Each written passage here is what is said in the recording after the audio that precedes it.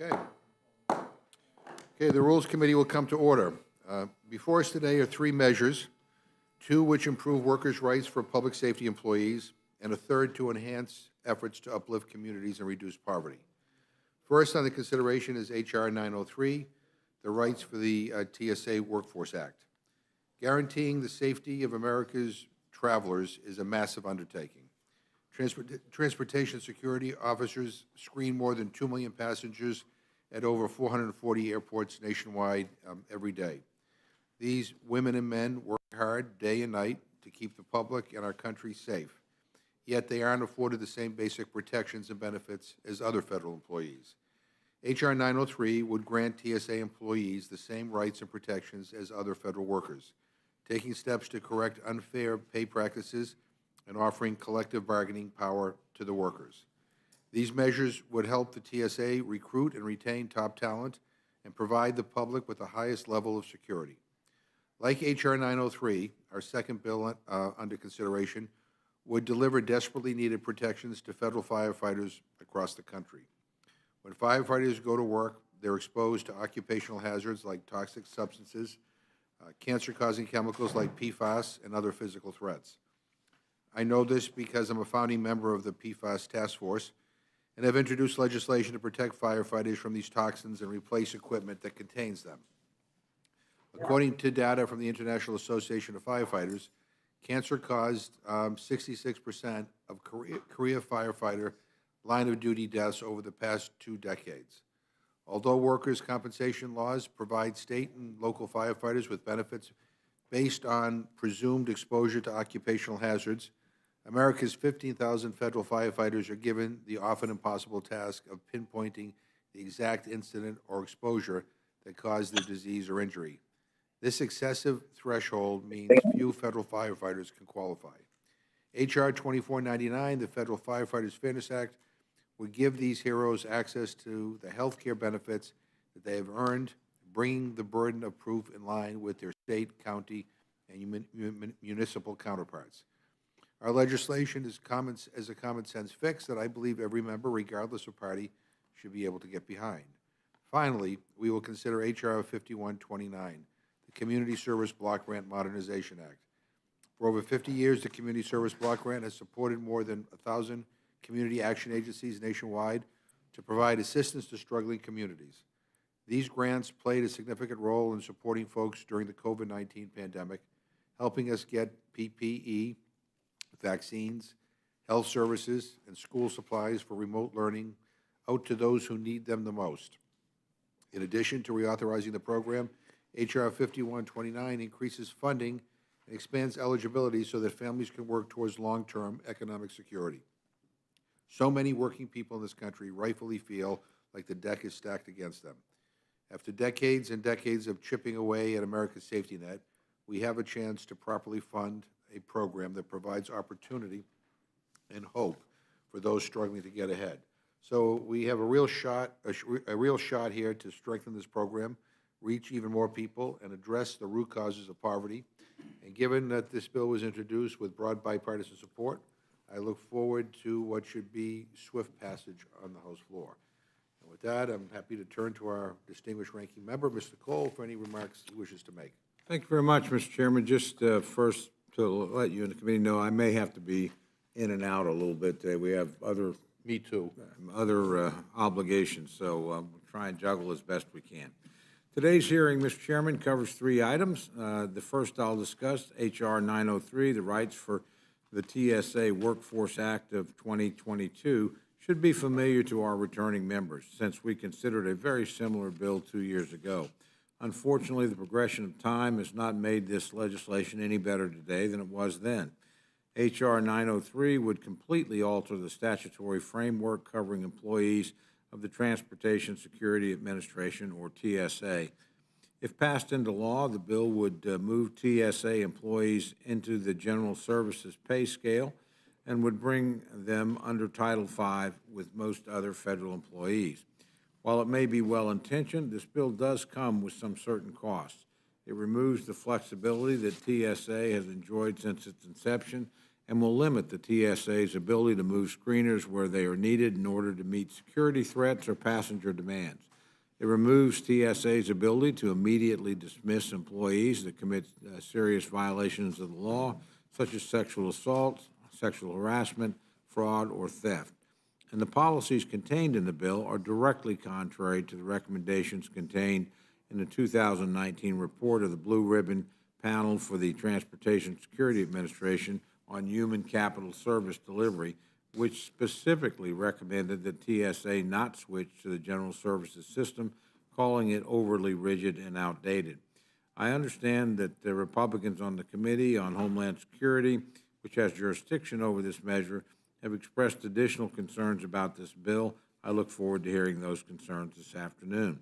The second bill I will discuss is H.R. 2499, the Federal Firefighters Fairness Act of 2022.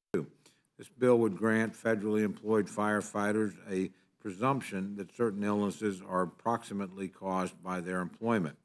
This would make it significantly easier for these employees to receive compensation for diseases they have developed on the job. While I'm a co-sponsor of this legislation, I understand that Republicans on the Education and Labor Committee have concerns, which I look forward to hearing about today. The final bill for today is H.R. 5129, the Community Services Block Grant Modernization Act of 2022. This bill would reauthorize the Community Services Block Grant Program, or CSBG, for 10 years. Unfortunately, the bill has significant flaws in achieving our shared goal, lifting people out of poverty rather than trapping them in a perpetual cycle of reliance. Again, I look forward to discussing this with my colleagues on the Education and Labor Committee. I want to express my thanks to today's witnesses, both on this bill and our other two items. With that, Mr. Chairman, I look forward to our hearing, and I yield back. Thank you. The ranking member yields back. I want to thank you for his opening. I'd now like to welcome our witnesses to provide testimony in H.R. 903, the Rights for the TSA Workforce Act of 2022. Subcommittee Chairwoman Watson Coleman and Representative Guest, we are delighted that you are here. I now recognize the gentlewoman from New Jersey, Subcommittee Chairwoman Watson Coleman. Well, good morning, and thank you, Mr. McGovern, Chairman, and Ranking Member Ms. Cole, and all the members of the committee for this opportunity to discuss H.R. 903, the Rights for the TSA Workforce Act of 2022. As a chairwoman of the Subcommittee on Transportation and Maritime Security, I am pleased to bring this bill before the Rules Committee on behalf of Chairman Thompson, whose schedule did not permit him to attend today. I know he wishes he could be here himself, as he has championed this issue for many years. The premise of this bill is simple, but its impacts are significant. H.R. 903 would transition the TSA workforce to the time-tested Title VII personnel system. Throughout the COVID-19 pandemic, transportation security officers, or TSOs, have carried out their security mission and interacted with the public on a daily basis at risk to their own health. To date, more than 23,000 TSA employees have been infected with the virus, and tragically, at least 36 of them have lost their lives as a result. Despite these personal costs, TSO have remained among the lowest paid federal employees, with basic annual wages starting at about $29,000. Under TSA's system, these individuals who operate complex machines and execute extensive security protocols do not receive pay raises or retention pay. TSA's flawed system leaves most transportation security officers, including those who have been with TSA for 15 or 20 years, at or near the bottom of their pay bands, without much hope for advancement. Unsurprisingly, the most recent Best Places to Work survey had TSA ranked 407 out of 407 agencies, dead last on pay satisfaction. To make matters worse, TSOs do not have access to some basic workplace protections, as does the rest of the federal workforce. They cannot collectively bargain on the same issues as other federal workers. TSA's flawed system has fueled stagnation and alarming turnover within the workforce that undermines its efforts to retain and experience screening workforce to meet the challenge of the ever-evolving threat landscape and continues to impact this agency with low morale. Under the Title V system, TSA employees would benefit from structured rules for regular pay raises, bonuses, collective bargaining rights, disciplinary actions, and grievances that they currently lack. TSA employees would receive on average a 25% raise as well as regular pay increases going forward. And TSA screeners can expect to see their wages go up by 30%, finally bringing them in line with their peers doing similar work elsewhere in the federal government. Moreover, any employee who feels they have been unfairly disciplined could seek reconsideration by an independent party. Let me be clear, this legislation would not in any way endanger our national security. Under Title V, TSA management would set security policies and procedures, surge resources in response to an emergency, and remove officers from screening if their presence jeopardizes national security, just like leadership does at Customs and Border Protection and other enforcement agencies. Last May, my subcommittee held a hearing on this legislation in which we heard testimony from labor, civil rights, and government experts on the urgent need for these changes. In July 2021, the committee approved H.R. 903 on a bipartisan basis and incorporated extensive engagement with TSA and DHS as well as stakeholders.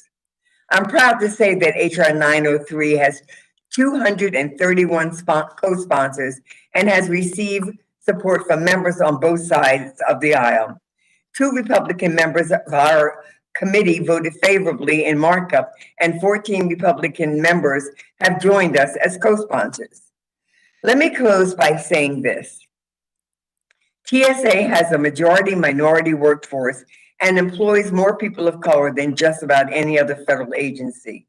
We simply cannot keep maintaining a separate and unequal system for one of our most diverse and important agencies. We owe it to the officers who serve on the front lines of our transportation system to provide them with the appropriate pay and protections afforded most other federal workers. We also owe it to the flying public to continue to develop TSA into the security agency that Congress originally envisioned. With that, I want to thank you for this opportunity to present this bill, to urge the Rules Committee to approve an appropriate structured rule for this narrowly tailored but very impactful bill. I am happy to answer any questions you may have. I thank you and I yield back. Thank you very much. I'm now happy to recognize the gentleman from Mississippi, Representative Guest. Thank you. Chairman McGovern, Ranking Member Cole, and members of the committee. Thank you for the opportunity to testify before you today on H.R. 903. Almost 20 years ago, Congress enacted the Transportation Security Administration, commonly known as TSA, in response to the terror attacks of 9/11. This is a workforce that was envisioned to be nimble, flexible enough to actively prevent and respond to evolving transportation security threats. Like Chairman Thompson and Ranking Member Katko, I recognize the important work of the frontline TSA officers who faithfully safeguard travelers' lives, all while protecting our transportation system. When Congress enacted the Aviation and Transportation Security Act in 2001, which created TSA, it recognized the importance of providing unique authority to ensure that TSA could carry out its national security mission. H.R. 903 would eliminate the current personnel system that provides TSA with agility in the management of its now 60,000-person workforce. Converting the entire TSA workforce into Title V would limit the vital flexibility that TSA has to address evolving security threats.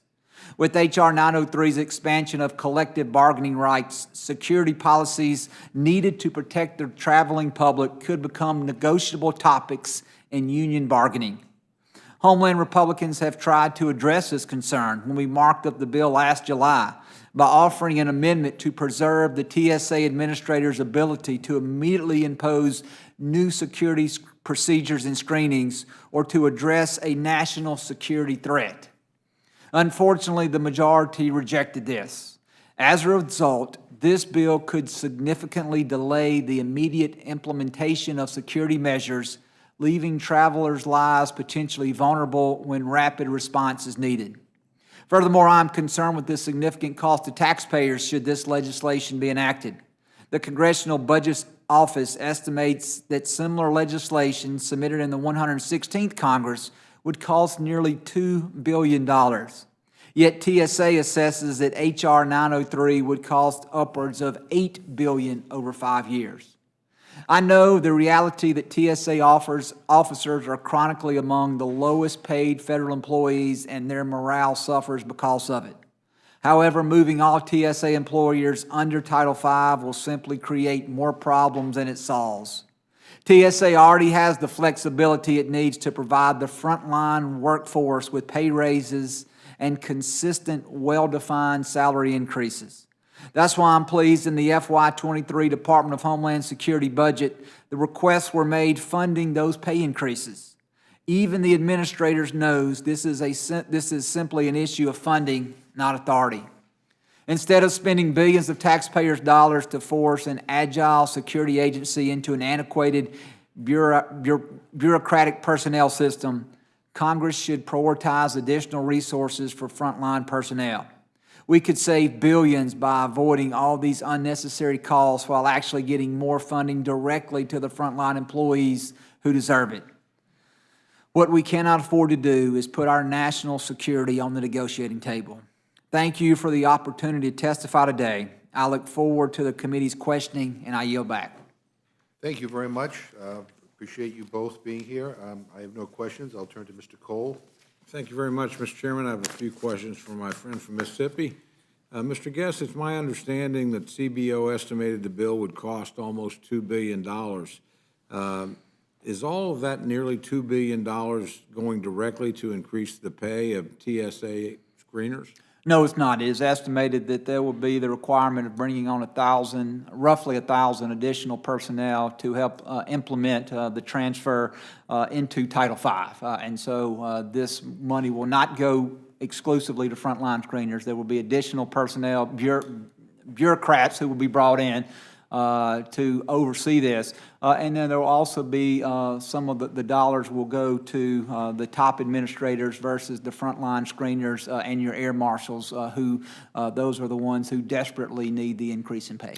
Well, instead of moving a bill of this magnitude that will cost American taxpayers billions of dollars and will force a critical security agency into a bureaucratic personnel system that's decades old, shouldn't we just focus our efforts on appropriating more funds directly to the frontline pay?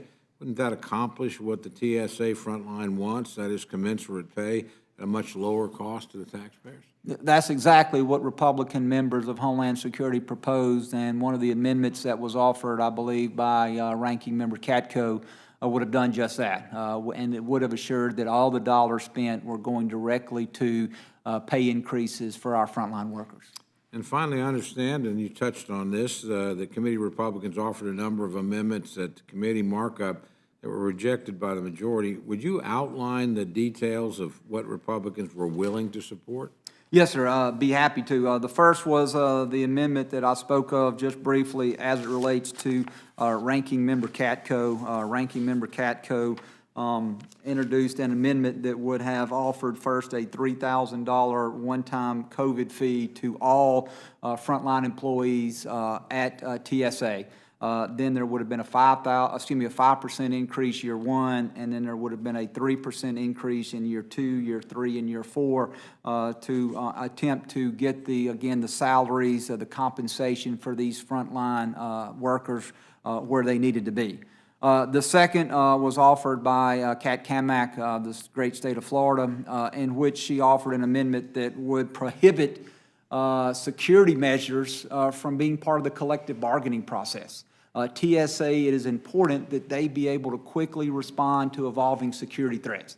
If you remember several years ago, we had the shoe bomber who attempted to blow up an airliner that was traveling over the Atlantic Ocean. Immediately after that, TSA put in restrictions that people remove their shoes and that their shoes be put through the screener. And of course, we now know those of us that have the TSA pre-check are not required to do that.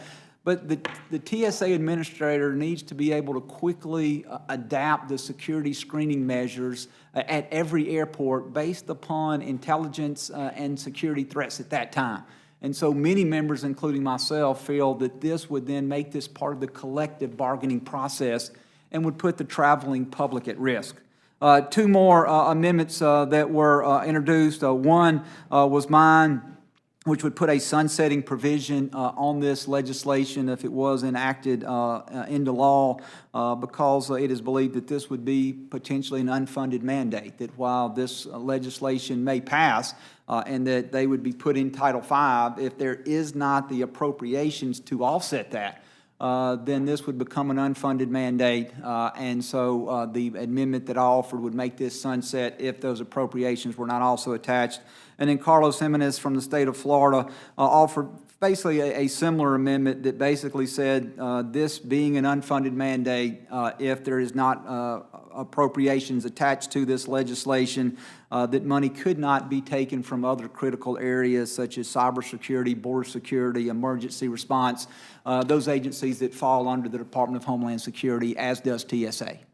Well, it sounds pretty reasonable suggestions to me, and it sounds like the initiatives, honestly, that could get to the president's desk. So I hope when this bill fails to move in the Senate, as I suspect it will, that my friends on the other side will consider what you've proposed, because I think those are things we can come together around, and they would certainly get some people that deserve a raise, the commensurate raise. And I think, you know, protect this, you know, again, keep the agency, which is a security agency, flexible and adaptable to changing conditions. But And Representative Cole, I will tell you that I believe that there is bipartisan support to make sure that these frontline workers do get the pay raise that they need and deserve. We just differ on the mechanism to make that happen at this time. hopefully we can come together around that later in the process. So thank you, Mr. Chairman. I'll yield back. Well, thank you, and I just want to ask unanimous consent to insert in the record a statement of the administration policy in support of H.R. 903, which, by the way, is a bipartisan bill. So with that, I turn to Ms. Torres.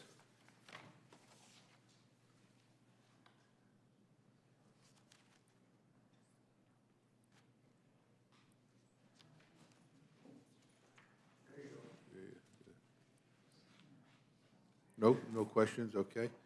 All right, Mr. Burgess, Mr. Reschenthaler. Mr. Chairman, since Mr. Guest already said he's going to plead the fifth, I'm not going to ask questions. I yield back. Mr. Perlmutter. Supported this bill before, I'll support it again, I yield back. Ms. Fischbach. Thank you, Mr. Chair. And Representative Guest, I guess I'm wondering about the issues of dismissing employees. And given that this is, I mean,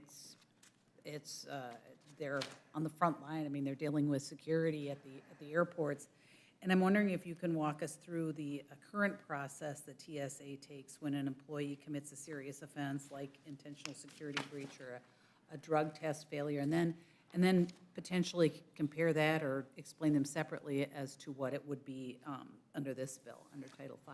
I can have just one moment, please.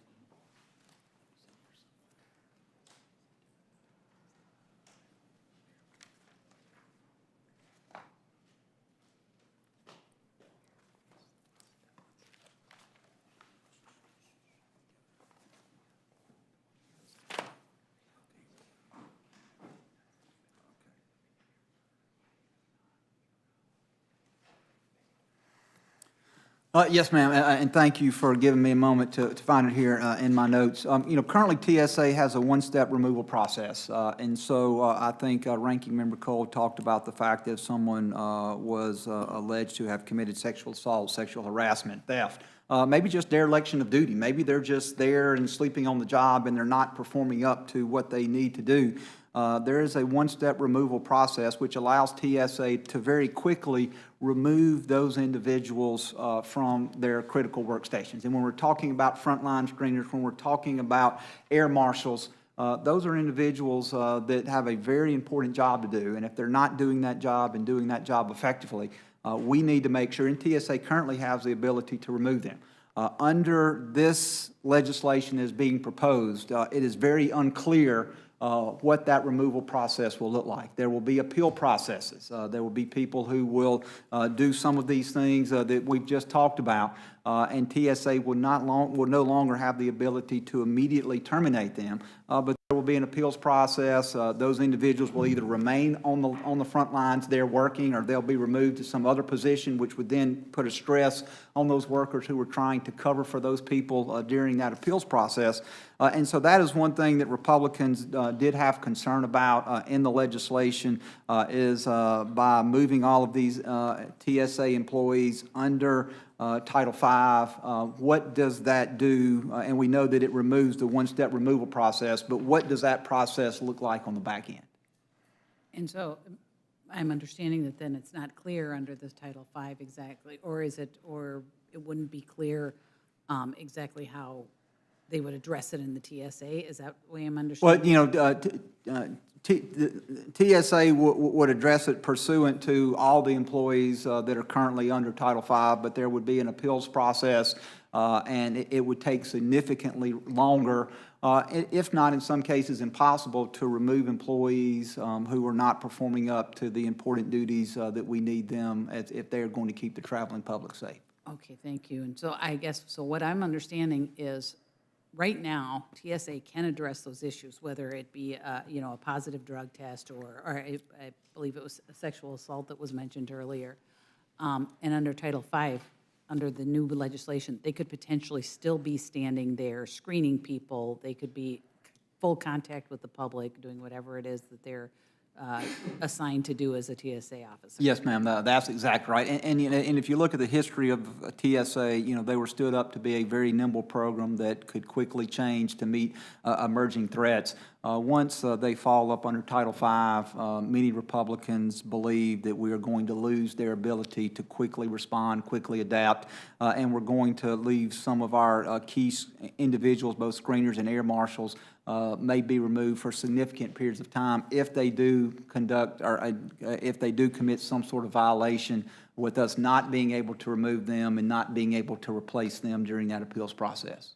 And so, Representative, what kind of ramifications do you feel like that has on our national security?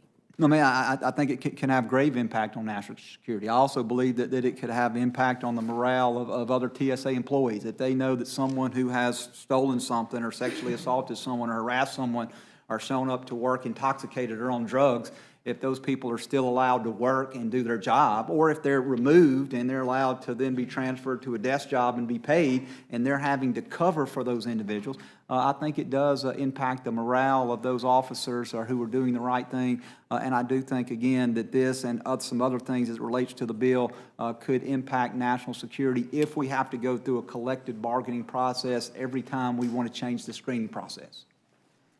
And Representative, do you have anything else you want to add before I finish? No, ma'am. Again, also concerned about the cost. I think what we'd all like to see is all dollars appropriated go directly into salaries. This bill, as it was written, that would require TSA to hire roughly 1,000 additional employees, and these would not be frontline screeners. These would not be air marshals. These would be people that would be required to implement the transfer from the current system into Title V, and then to make sure that we stay in compliance with the requirements of Title V. And so this would only increase the bureaucracy at TSA, and many of the dollars appropriated would not go to the frontline workers, which is what I think everyone is hoping and praying, that we can find a way to get as many or all of those dollars to them. Thank you very much. And Mr. Chair, I yield back. Thank you very much, Mr. Raskin. No questions, Mr. Chairman. Ms. Scanlon, Mr. Morelli. Mr. DeSagne. Mr. Chairman. Okay. Ms. Ross. No questions, Mr. Chairman. Mr. Neguse.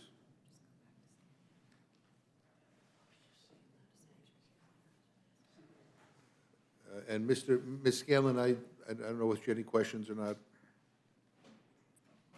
Okay. No questions, thank you. Thank you. Anyone else have any questions? If not, I want to thank you for, I want to thank our witnesses for being here. Again, this really is about a respect for the workers at TSA, because there is a morale issue there, and I think this is a bill about making sure that they have the same protections and rights as other federal workers. So I think there's a bipartisan group in this Congress who are co-sponsors of this bill. The administration supports it. We will bring it to the floor and see where and I expect we'll pass it. So I thank you both for being here. Ms. Watson-Coleman and Mr. Guest, you are free to go. Thank you. Does anyone else wish to testify on H.R. 903? Seeing none, this closes the hearing on H.R. 903. I'd now like to welcome our witnesses to provide testimony on H.R. 2499, the Federal Firefighters Fairness Act of 2022. Representative Carbajal and Ranking Member Fox and Subcommittee Chair DeSaulnier. We are delighted that you are here. I will now recognize one of the gentlemen from California, Representative Carbajal. Okay, hold on. He's coming in.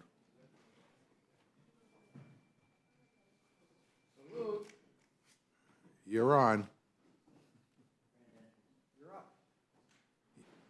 You just missed the big introduction that I made for you. Yeah. You were great. Yeah. That we're going to all just be in awe. I said you were from California. Mr. Carbajal, the floor is yours. Thank you, Mr. Chair, Chairman McGovern, Ranking Member Cole, and members of this distinguished committee. Thank you for the opportunity to testify today in support of my bipartisan legislation, H.R. 2499, the Federal Firefighters Fairness Act, that I have introduced with Representatives Bacon, Takano, and Fitzpatrick. This Congress marks the third time I have introduced this legislation since I was elected to represent the Central Coast in the House of Representatives. And I am grateful for the leadership of Chairman Scott and the support of my colleagues to let our nation's firefighters know that we have their back. With over 200 bipartisan co-sponsors, it is clear that there is significant support to advance this important piece of legislation across the finish line.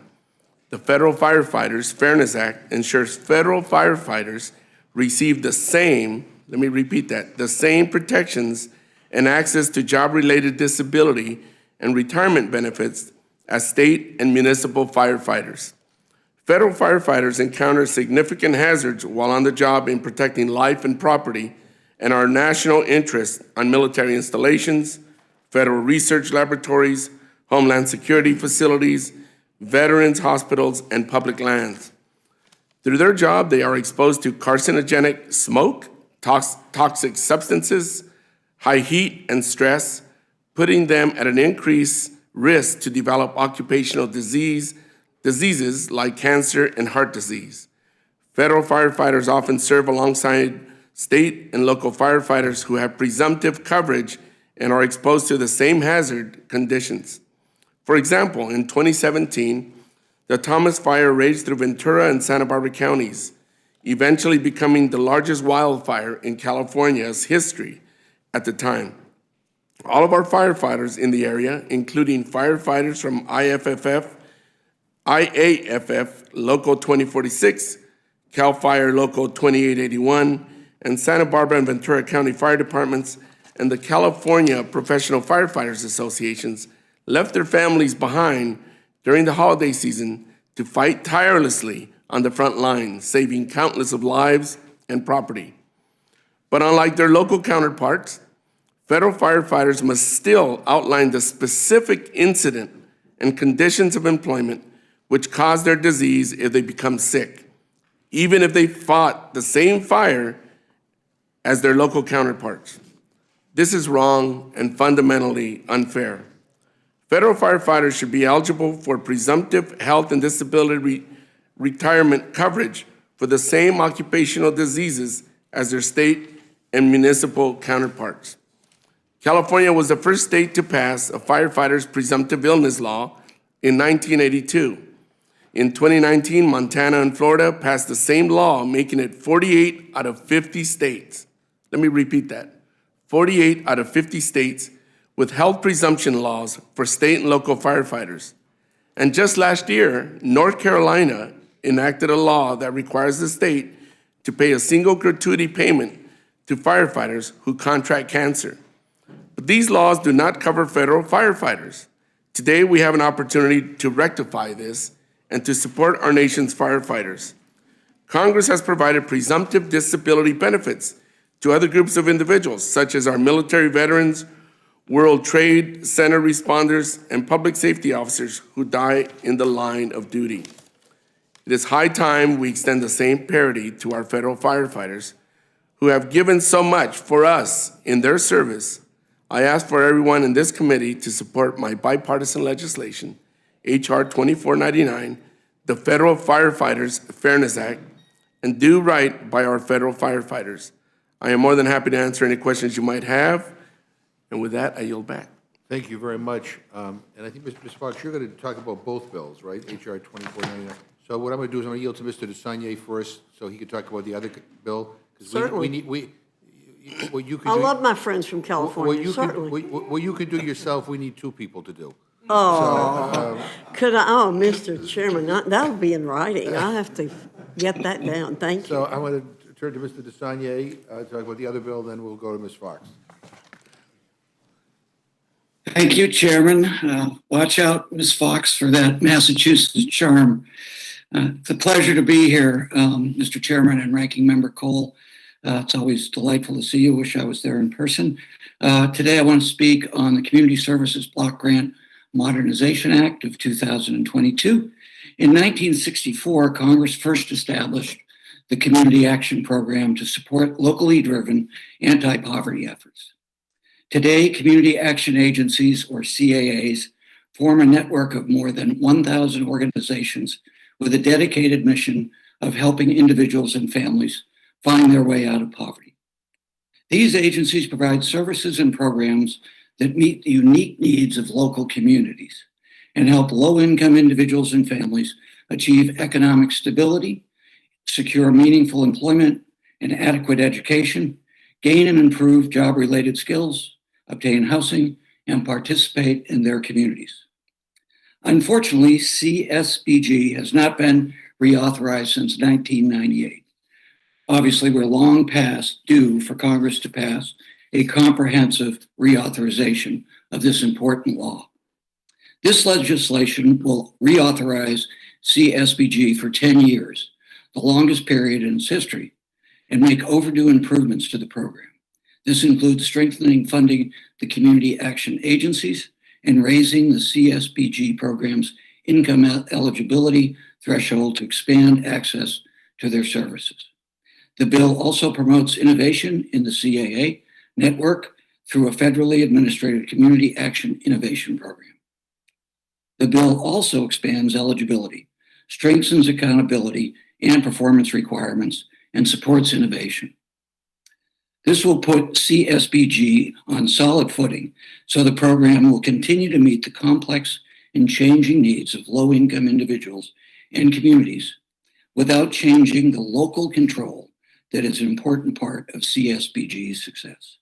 I want to thank my colleagues, Representatives Stefanik, Comer, G.T. Thompson, and McCollum, for their bipartisan commitment to advancing this legislation. And finally, I want to thank Congresswoman Bonamici, the chair of the Civil Rights and Human Services Subcommittee, for championing this legislation in the committee. I'm happy to answer any questions, and I yield back. Thank you, Mr. Chairman.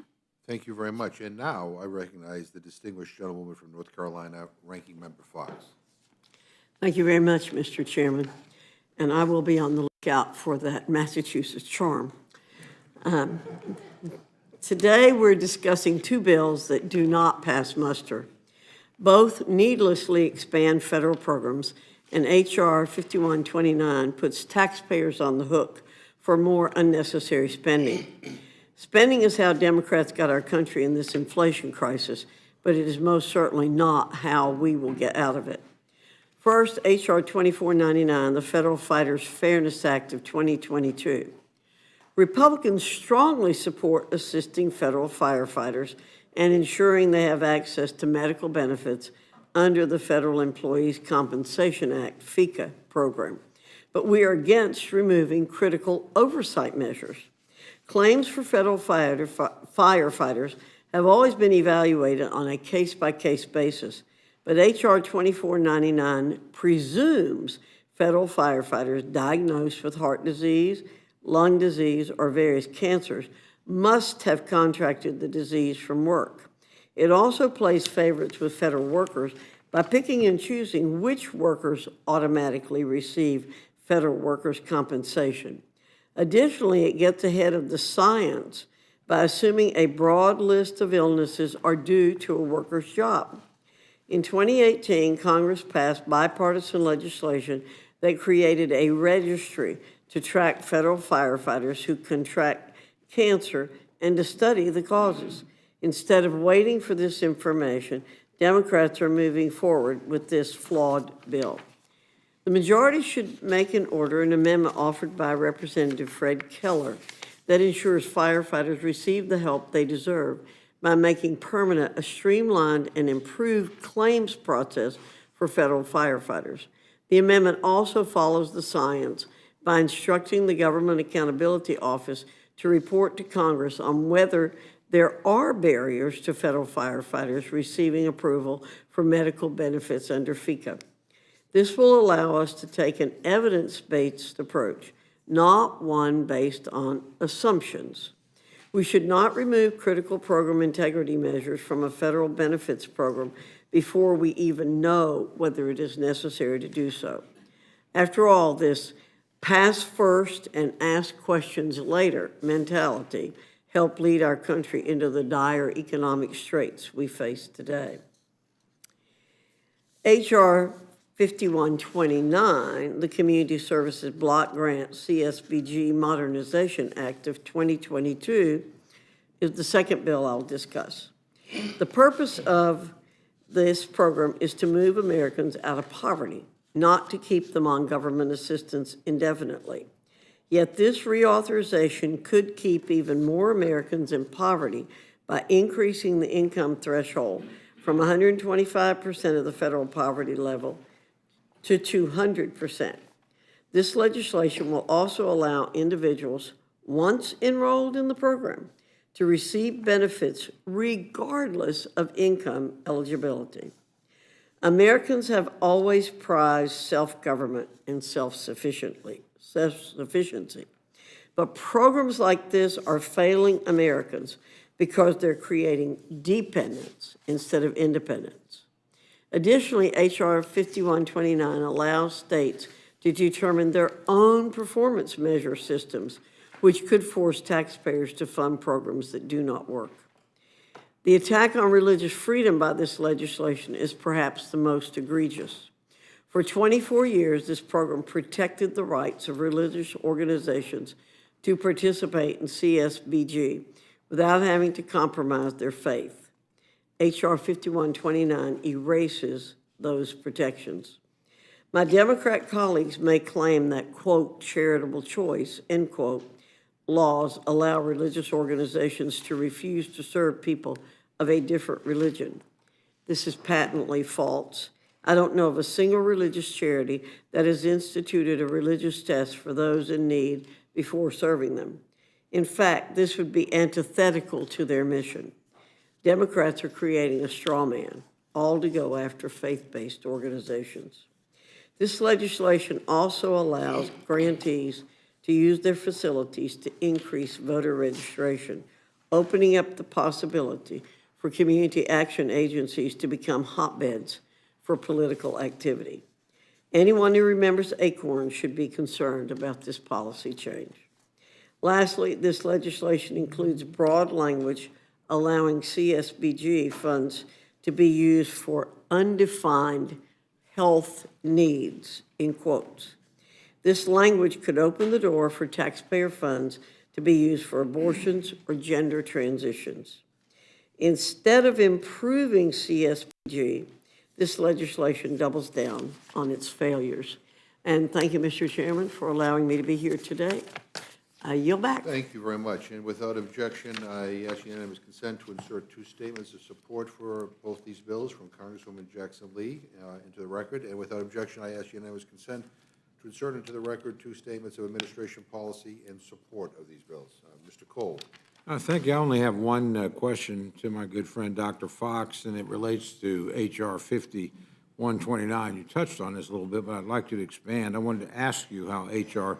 5129 impacts the ability of faith-based providers to participate in the Community Services Block Grant Program. It's my understanding that the majority claims that they removed current law protections for faith-based providers because religious organizations discriminate against program beneficiaries. Again, how would you like to respond to that? Well, thank you, Did they Mr. give you any specific examples? As they what? Did they give you any No, specific sir. examples? No, in the sir. hearing? These organizations have one goal: help those in need. Over 19,000 religious organizations participate in this program, and for 2 decades, the program protected the First Amendment rights of these organizations as they serve low-income Americans. Now what the Democrats want to do is strip away religious protections for these organizations because to the left, religious belief is backward and discriminatory. Democrats do not have examples of widespread discrimination against program beneficiaries in CSBG because it does not exist. Religious organizations want to serve Americans in need, not discriminate against them. The language the Democrats strip says nothing about program beneficiaries. It simply states that faith-based organizations should be able to hire according to their religious beliefs and display religious symbols while participating in the program. We should be encouraging more organizations to join, not attacking religious freedom like the Democrats are doing in this bill right now. So thank you for the question. Thank you very much for the answer. Yield back, Mr. Chairman. Thank you. And if I may, let me just say for the record, faith-based entities have long participated in community action programs from its early beginnings as the Community Action Program in 1964, well before charitable choice was added in 1998. There was no evidence then or now that faith-based providers have been excluded from community action programs. And so without objection, I want to insert into the record a letter from several dozen leading civil rights and religious organizations asking Congress to oppose efforts to add the highly controversial, quote, charitable choice policy to this important bill that we're considering today. And everything from the Anti-Defamation League to the B'nai B'rith International to the Baptist Joint Committee for Religious Liberty to Interfaith Alliance, Freedom. Anyway, I'm going to I'll put it in the record for everybody to see. I will now turn to Ms. Torres. Thank you, Mr. Chairman. I strongly support this legislation and thank my colleague from California for introducing it. Just a couple of months ago, I met with the federal wildland firefighters who asked Congress to support this legislation. They described the fatigue and smoke inhalation issues they experience on the job. And frankly, they felt like the federal government didn't care to help their colleagues when things took a turn for the worse. This bill would provide the care these critical firefighters need. I have 2 amendments here today that I hope the committee will make in order and that will address some of their additional concerns.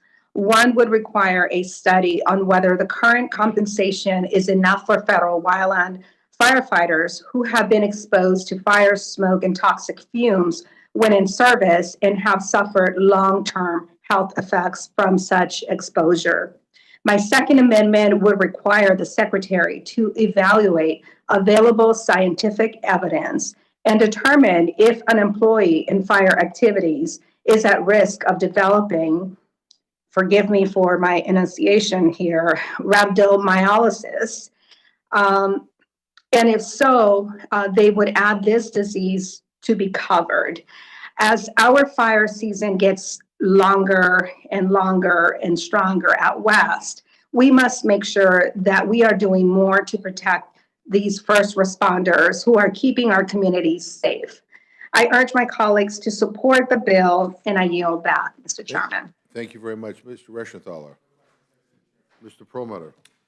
No questions, although it's very good to see you two here, and Mr. Desaulniers, wish you were here too. Yield back. Ms. Fishbach. Yeah, remember me? I Thank you, Mr. Chair. how could I forget you? I just have a really quick question for Representative Fox. Now, we talked a little bit, Ranking Member mentioned the religious issues in the bill, and my understanding is that in committee you heard from a group that talked about the value of the faith-based. In committee, someone testified, and I was wondering if maybe you could just share a little bit of that with us. Oh, I'm sorry, in committee, you heard from, let me make sure, it was a Tennessee state agency on the value of the faith-based participants in the program, and I was just wondering if maybe you could share a little bit about what they talked about as a state agency talking about the value, if you recall that testimony. Well, I don't have a lot of data on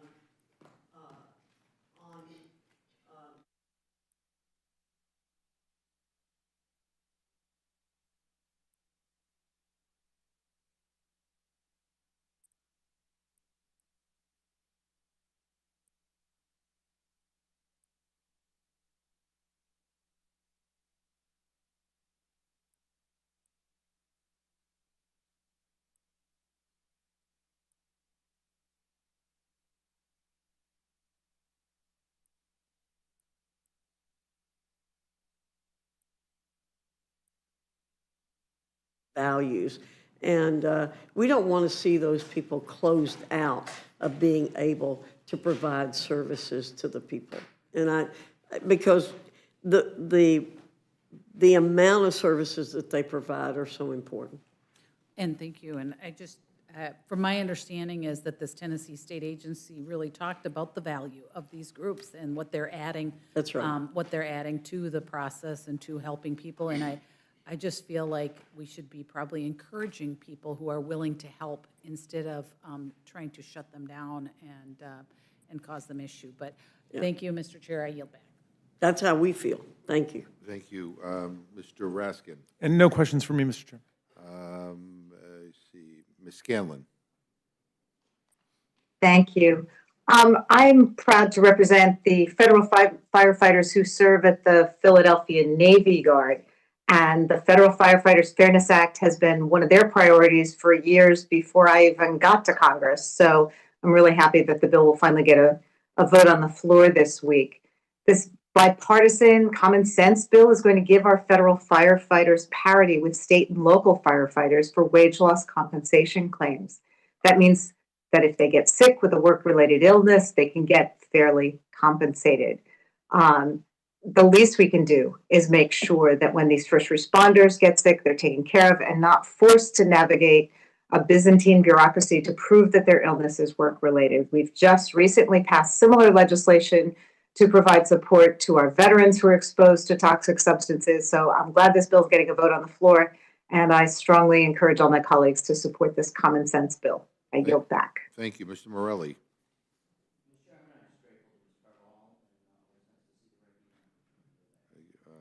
Mr. Desaulniers.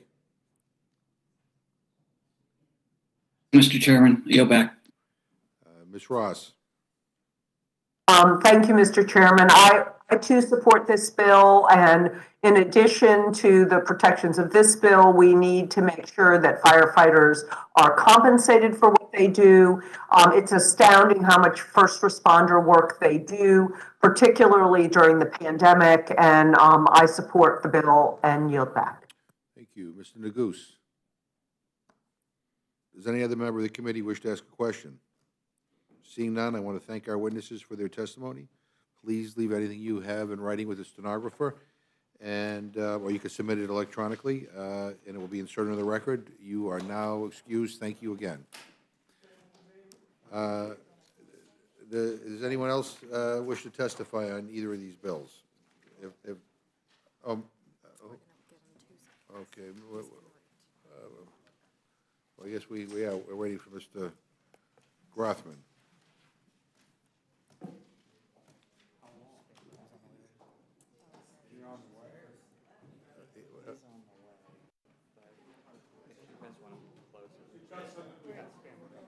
So that's all right. Give us 5 minutes. Well, 5 minutes. Jesus Christ.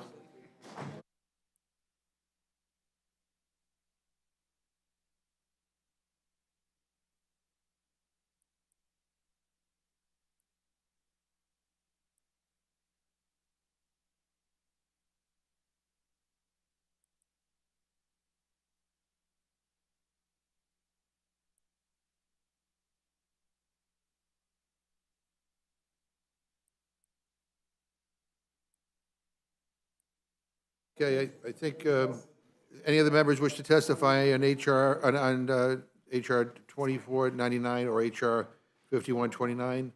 Seeing none, this closes the hearing on HR 2499 and HR 5129. I think we will reconvene at 4:15 on the supplemental on Ukraine. And if I'm not here, you take over. All right. Without objection, the committee stands in recess until 4:15.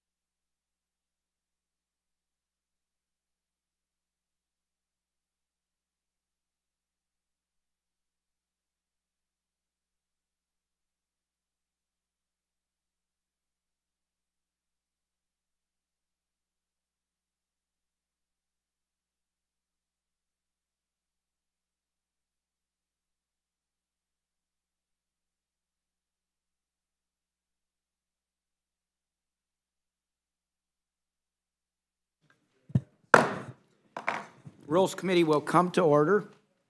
We will now consider H.R. 7691 to provide additional assistance to the people of Ukraine as they continue to defend themselves against Russia's barbaric, unjustified invasion. We've all witnessed the terrible human toll this war is taking on innocent civilians of Ukraine. We've seen the terrifying pictures and videos on the nightly news. We've heard the gut-wrenching decisions people have to make as they flee their homes, their livelihoods, and their loved ones, and learned of the war crimes and atrocities committed by Putin's military. Meanwhile, President Zelensky and his government have stood strong, holding back this illegal invasion. We know they are not fighting just for themselves. They're showing the world what it looks like to fight for freedom and stand up in defense of democracy. And we stand with them. This Congress, the White House, and Americans across the country are proud to support the people of Ukraine. Recently, Speaker Pelosi and a congressional delegation, including the chairman of this committee, Mr. McGovern, went to Kyiv to meet with President Zelensky. The delegation shared with him the support of the American people and delivered the message that more help is on the way. Today, we are making good on that promise by delivering robust additional support. Congress has already come together on a bipartisan basis to pass important legislation to support the people of Ukraine, including the Ukraine Democracy Defense Lend-Lease Act of 2022, which President Biden signed into law yesterday. We have delivered billions in humanitarian, security, and economic assistance for Ukraine, including $13.6 billion last month, which is already reaching communities on the ground and helping Ukraine repel Russian forces. We are moving in tandem with the Biden administration and our allies to isolate Russia and get them to stop their vicious war. From severing normal trade relations to banning import of Russian energy, Congress and the Biden administration are working to hold Russia accountable for their atrocities. We've seized the assets of Russian oligarchs here in the U.S. and are sanctioning others who are responsible for planning and carrying out crimes against the people of Ukraine. This is about freedom versus fascism, democracy versus dictatorship. It's time for an end to Russian violence and aggression. And in the meantime, we must do everything we can to help protect innocent civilians from the violence and bloodshed Putin has unleashed upon the people of Ukraine. They are standing up for all of us, and we ought to have their back. With that, let me turn to Mr. Reschenthaler, the gentleman from Pennsylvania, for any remarks he wishes to make. Thank you, Mr. Perlmutter. I appreciate it and well said. I would just have two concerns about the bill, which, by the way, I support the underlying bill. Number one is just the process. I wish that we would have got the information sooner, just waited till tomorrow, the next day, to move forward, because if most Republicans knew what was in this, it would pass by unanimous consent, and we wouldn't need to be debating it here in the Rules Committee. And then just lastly, we can't go back in time, but I just wish we would have done more ahead of time to prevent the actual invasion. Obviously, my time machine is broken, but I just feel the need to say that. So thank you, Mr. Chairman. I appreciate it. Yield back. Gentleman yields back. Gentleman's remarks are, I think, appropriate. So the chair will now welcome Mr. Adderholt from the Appropriations Committee to make his statement. Thank you, Mr. Perlmutter and Mr. Reschenthaler and members of the committee. And thank you for allowing me to testify on behalf of this Ukrainian supplemental bill that will, as Mr. Perlmutter mentioned, will provide critical assistance to Ukraine and other partners in the region. The bill provides just under $40 billion in additional funding, with 2/3 of that will be going to fund military assistance that is desperately needed to backfill DoD equipment. Also in the bill, it provides additional humanitarian funding as well as resources for the inspectors general to ensure proper oversight. The bill provides funding to continue sanctions enforcement against Russian oligarchs. It provides funding for Defense Production Act purchases, which the administration has indicated will be used to expand domestic production of critical minerals. As important as what is in this bill is what is not included in this bill. This bill does not include additional COVID funds. It does not include controversial and unnecessary authorizations for IMF or the Export-Import Bank, or does it include problematic changes to immigration and asylum laws. In short, this is a good bill, and I would urge my colleagues to vote yes, and I yield back. Gentleman yields back.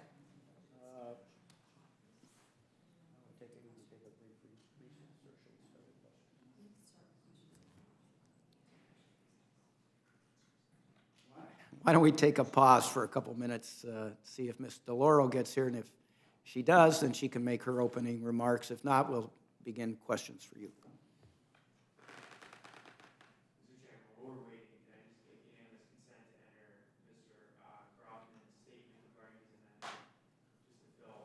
Without objection. Without objection. Ms. Fishbach, you look like you had something to say. I wish you did. Okay. Most of the CJS portion got dropped out at the last minute. We will help you do it. Okay, all right, go ahead.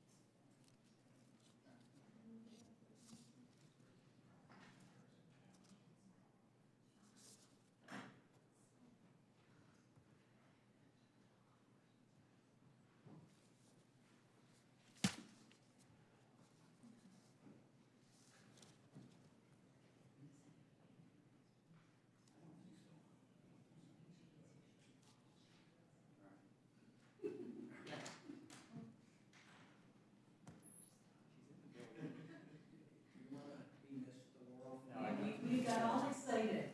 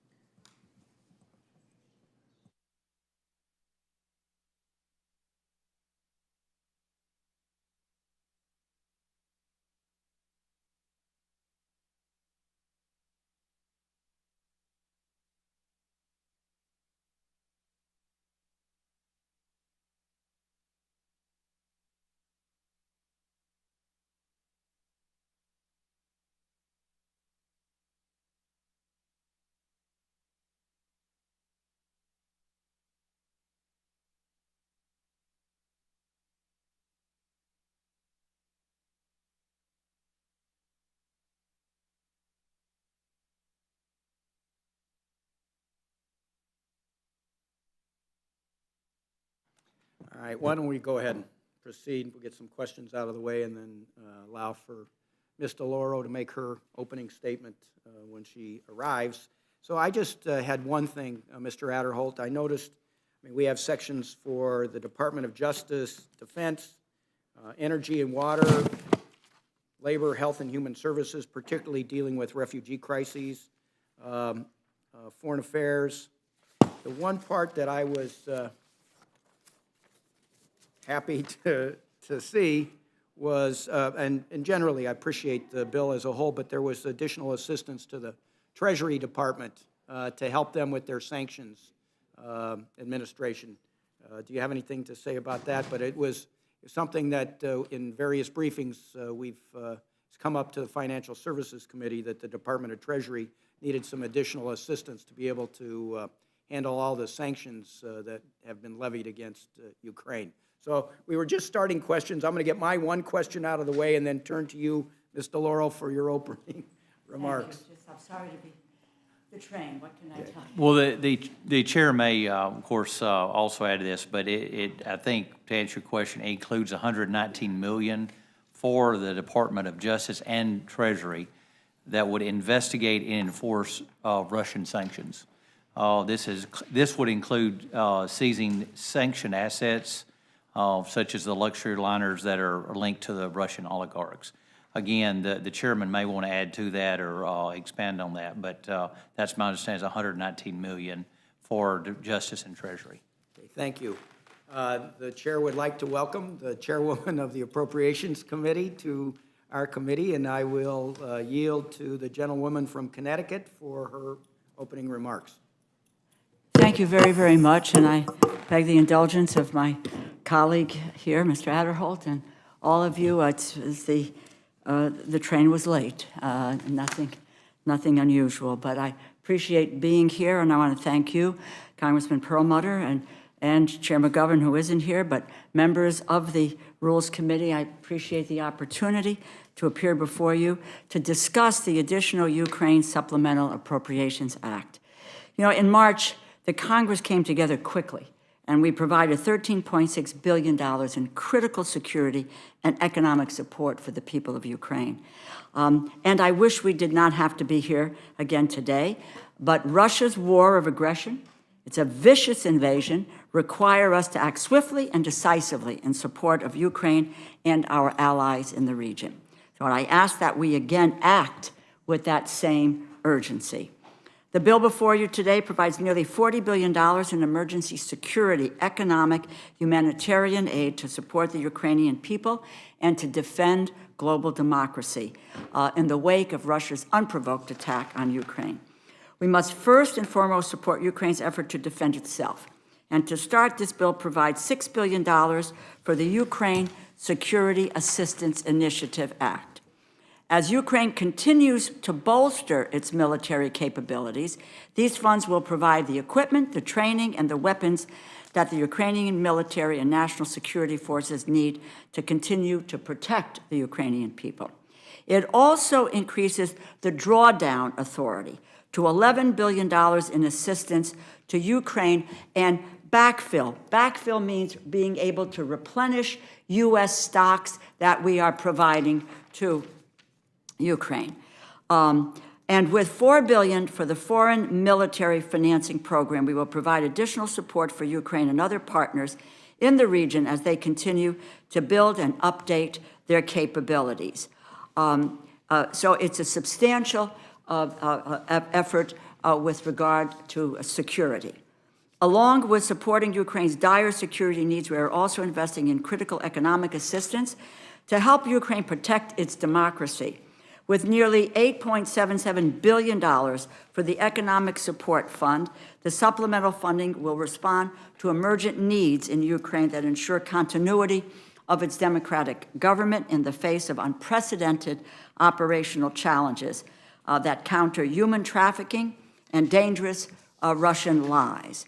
And because this conflict has had a ripple effect globally, we are providing humanitarian assistance in the form of over $5 billion in emergency food assistance and agricultural development to people around the world wondering where their next meal will come from. People are struggling to feed their families, and the most vulnerable always suffer disproportionately. These funds allow us to address the rapidly growing food insecurity and rising costs of food that are causing far too many people to go hungry. The bill provides increased funds for critical refugee support services. As Ukrainian refugees continue to reach our borders in search of peace and of freedom, we will have $900 million in resources to provide trauma care, housing assistance, case management, and English language classes through the Administration for Children and Families. And through the Centers for Disease Control and Prevention, funds will be used to provide screenings and vaccinations for new arrivals, as well as ongoing public health surveillance activities. The funds will also be used to continue efforts to hold Putin and his cronies accountable. Putin and his associates are directly responsible for the terror that they have caused and must continue to pay for the war crimes that they have committed. This legislation will support this through Department of Justice funds to seize, retain, and sell forfeited property associated with Russia's criminal kleptocrats who have been enabling Putin's regime. And the Department of Treasury will have the funds they need to trace Russia's financial activities and combat the exploitation of Ukraine's vulnerable financial assistance. Russia's invasion of Ukraine has been and continues to be an enormous threat to peace and democracy in Eastern Europe and around the world.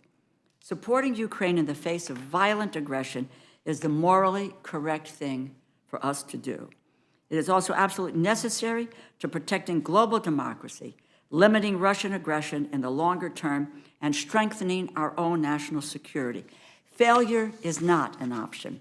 I respectfully request an appropriate rule for floor consideration of this essential legislation and look forward to answering your questions. Thank you. Gentlelady yields back.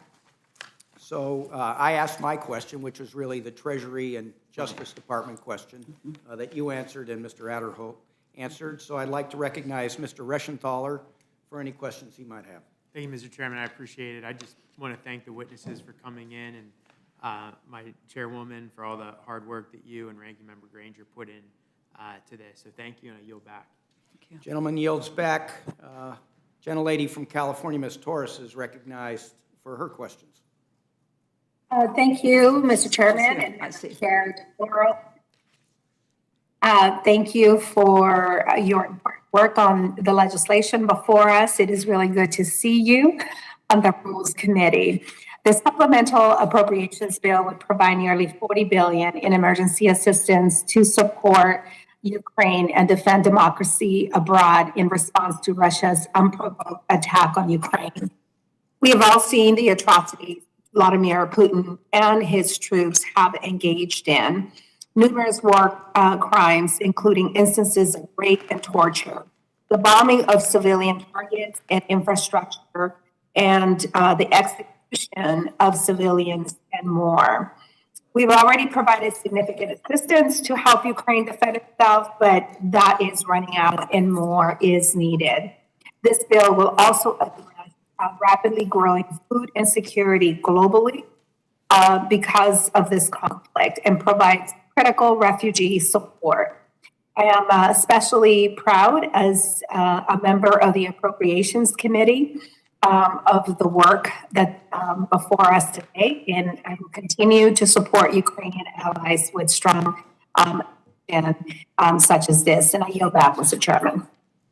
Gentlelady yields back. I'm going to ask that you give your statement to all of us because you kind of cut in and out so that the stenographer has the exact statement that you gave. But we heard most of it and definitely heard you yield back and in support of the legislation.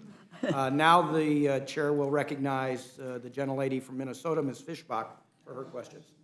She has no questions, yields back. The gentleman from Maryland, Mr. Raskin, is recognized for his comments. Mr. Chairman, thank you very much, and thank you both for coming and your presentations.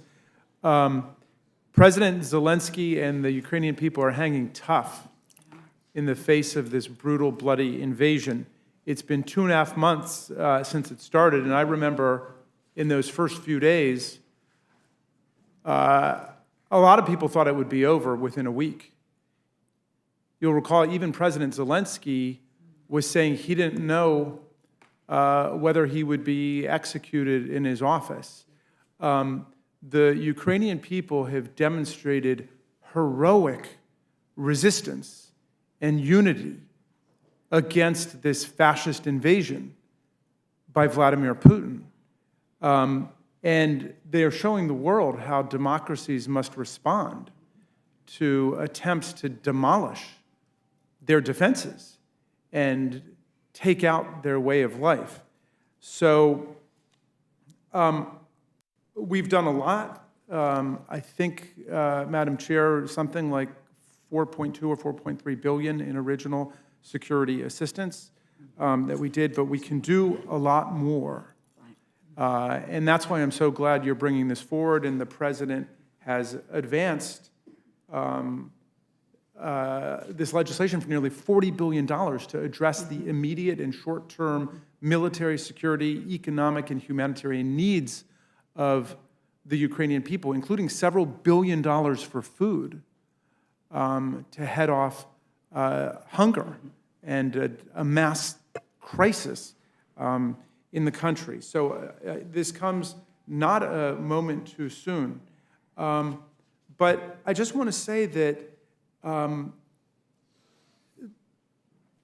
Vladimir Putin made a speech to his people in which he said that the purpose of the war was denazification,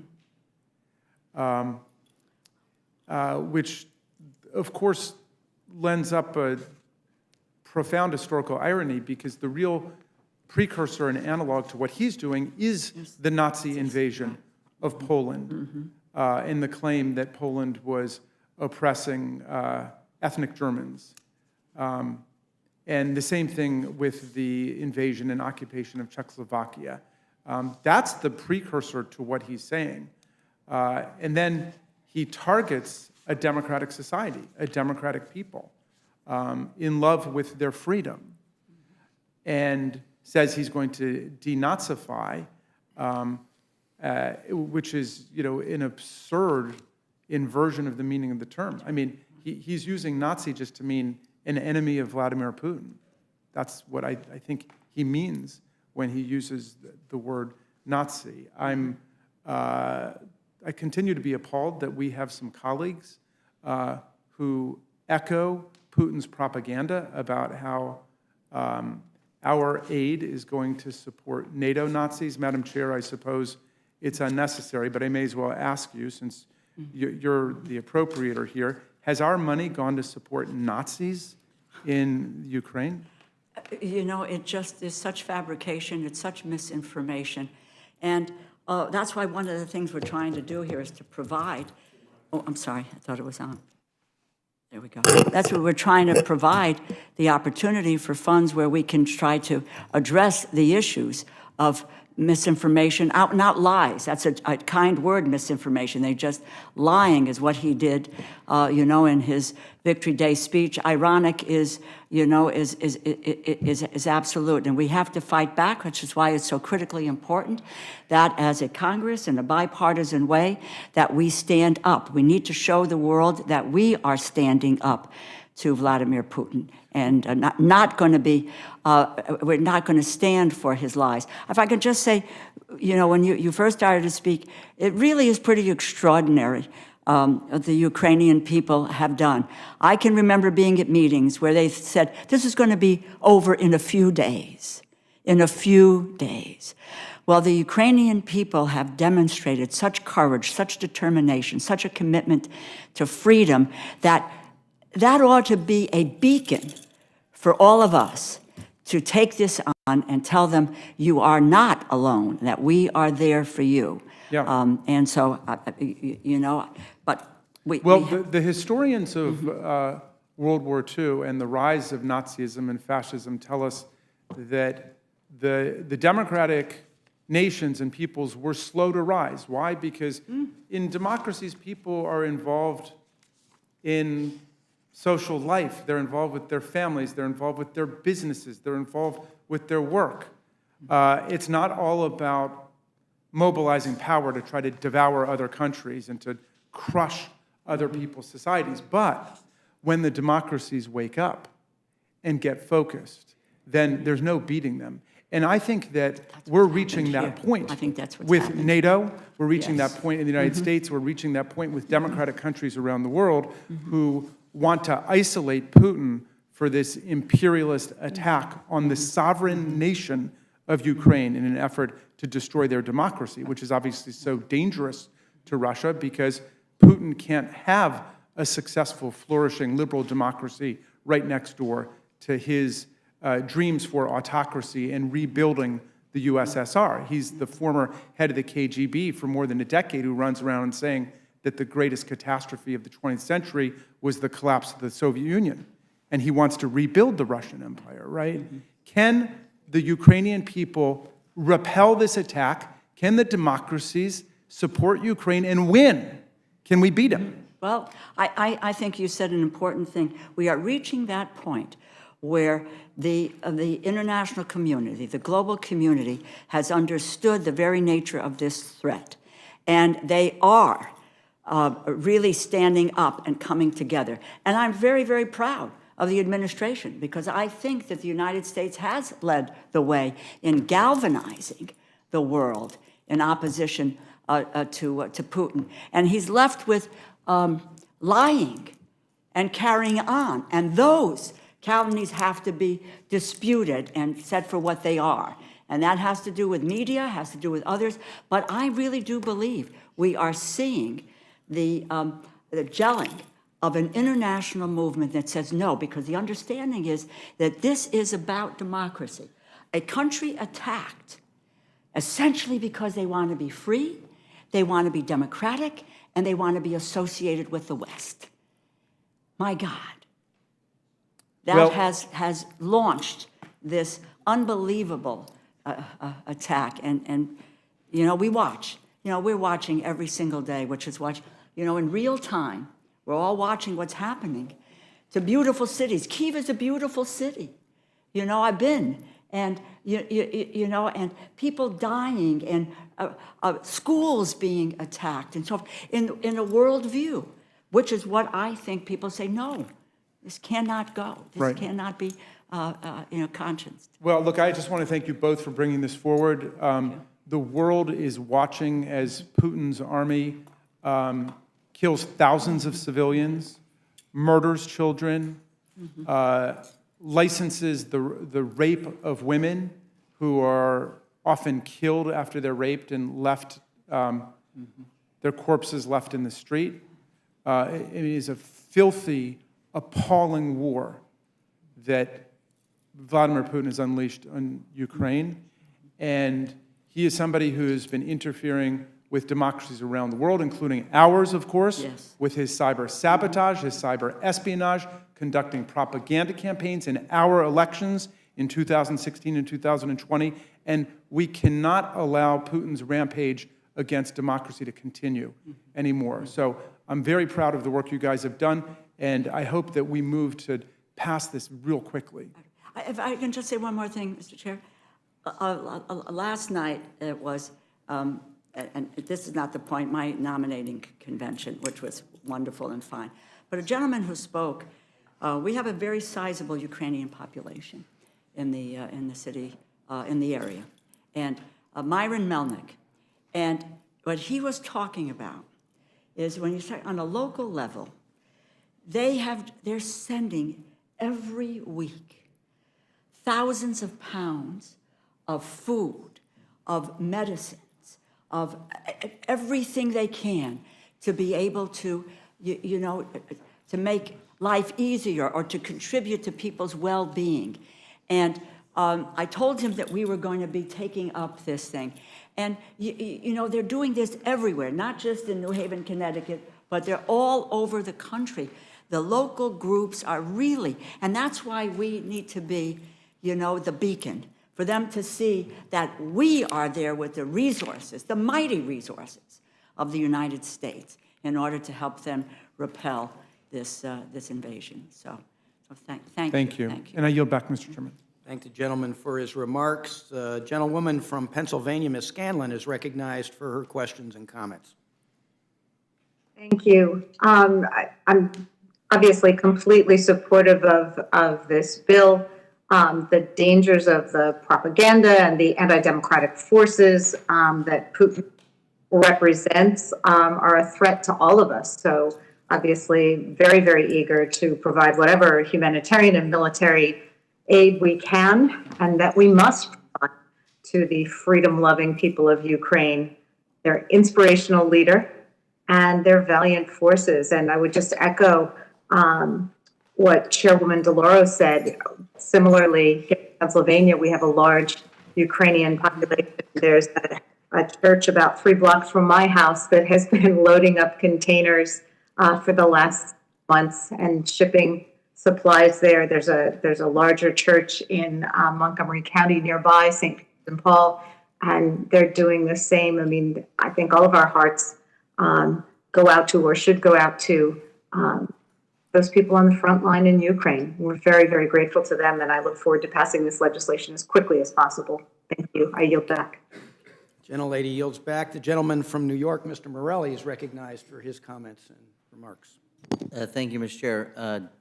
I would add my note of thanks to the Chair of the Appropriations Committee, the ranking members, all the members for getting the bill to the floor, and I would concur with my colleagues that not only is this appropriate, but I suspect will be one of a continued effort to continue to support the incredible courage and bravery of the Ukrainian people, but also to Mr. Raskin's point, to continue to support democracies around the world, continue to give faith to people who believe in self-governance and the right of the individual freedoms of individuals, or the freedoms of individuals, and to support self-determination. This is really an important moment in, I think, world history, and we look back at centuries and decades ago. This is, in the future, people will look to this and make judgments about whether totalitarian or democracy and democratic nations will succeed. So just want to thank the committee, and with that, I'll yield back, Mr. Chair. Gentleman yields back. The gentleman from California, Mr. Desaunier, is recognized for his remarks. Thank you, Mr. Chairman. I just want to thank you both in the comments. I'm proud of you, proud of the institution, and proud of our unity. Yep. Gentleman yields back. Gentlelady from North Carolina, Ms. Ross, is recognized. Thank you, Mr. Chairman. I want to thank the chair and ranking member. Also want to thank the Biden administration for showing leadership, bringing our allies together, bringing the world community together in support of Ukraine. And as we see here, this is balanced. This is supporting the Ukraine military to fight this war, to win this war. But we also are addressing the consequences of war with the humanitarian aid and with the food assistance. And I know our chairman, Mr. McGovern, who just came back from Ukraine, isn't here with us right now, but it definitely has his fingerprints on it with the $4.35 billion in emergency food assistance. I'm tremendously supportive of this bipartisan effort, and I yield back. Gentlelady yields back. Mr. Nagus from Colorado is recognized if he's on the Zoom, but I don't think he is. So are there any other questions from any members for these two witnesses? Seeing none, I will say my dad and a couple of my nephews and a bunch of our cousins went back to the old family homestead near Lviv about 10 years ago, and some cousins of mine returned 2 weeks ago to assist with helping some people in that area. And that area has suffered too much for too long, and I'm just glad that we're really stepping up, and I appreciate Mr. Adderholt and you, Ms. DeLauro, for your work on this, and getting this ready to be brought to the floor. And with that, thank you. Unless there are any other questions for our witnesses, you two may. I may just say that we have looked at in this package, there's probably a little bit more than $21 billion in terms of military assistance and the kinds of equipment they need to repel the onslaught. There's about $119 million between both the trace financial activities and with justice and Treasury, et cetera, to look at those issues.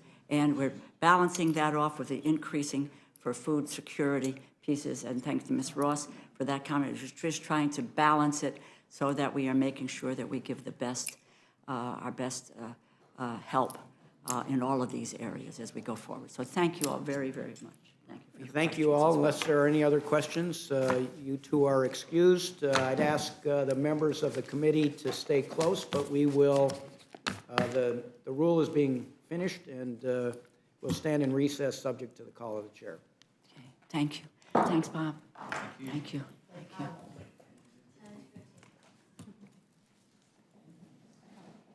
it's actually a 304 million increase, not 3, just so you know. Okay, okay.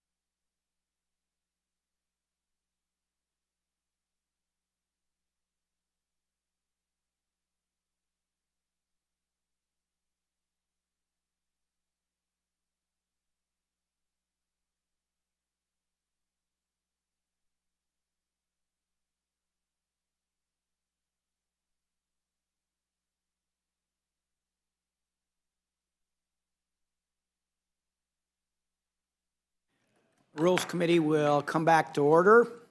Are there any other members who wish to testify on H.R. 7691? Seeing none, this closes the hearing on H.R. 7691. At this time, the chair will entertain a motion from the gentleman from Maryland, Mr. Raskin. Thank you, Mr. Chairman. I have a long motion. This is motion for H.R. 2499.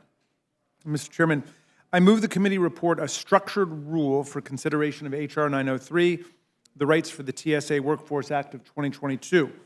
The rule provides 1 hour of general debate on the bill equally divided and controlled by the chair and ranking minority member of the Committee on Homeland Security or their designees. The rule waives all points of order against consideration of the bill. The rule provides that an amendment in the nature of a substitute consisting of the text of Rules Committee Print 117-40 modified by the amendment printed in Part A of the Rules Committee report shall be considered as adopted, and the bill as amended shall be considered as read. The rule waives all points of order against provisions in the bill as amended. The rule provides that following debate, each further amendment printed in Part B of the Rules Committee report, not earlier considered as part of amendments on block pursuant to Section 3, shall be considered only in the order printed in the report, may be offered only by a member designated in the report, shall be considered as read, shall be debatable for the time specified in the report, equally divided and controlled by the proponent and an opponent, may be withdrawn by the proponent at any time before the question is put thereon, shall not be subject to amendment, and shall not be subject to a demand for division of the question.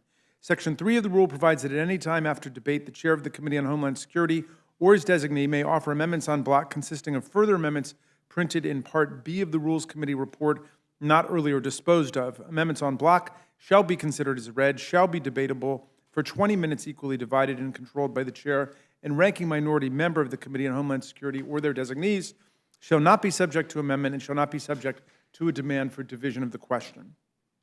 The rule waives all points of order against the amendments printed in Part B of the report and amendments on block described in Section 3 of the resolution. The rule provides for one motion to recommit. The rule further provides for consideration of H.R. 2499, the Federal Firefighters Fairness Act of 2022, under a structured rule. The rule provides 1 hour of general debate on the bill equally divided and controlled by the chair and ranking minority member of the Committee on Education and Labor or their designees. The rule waives all points of order against consideration of the bill.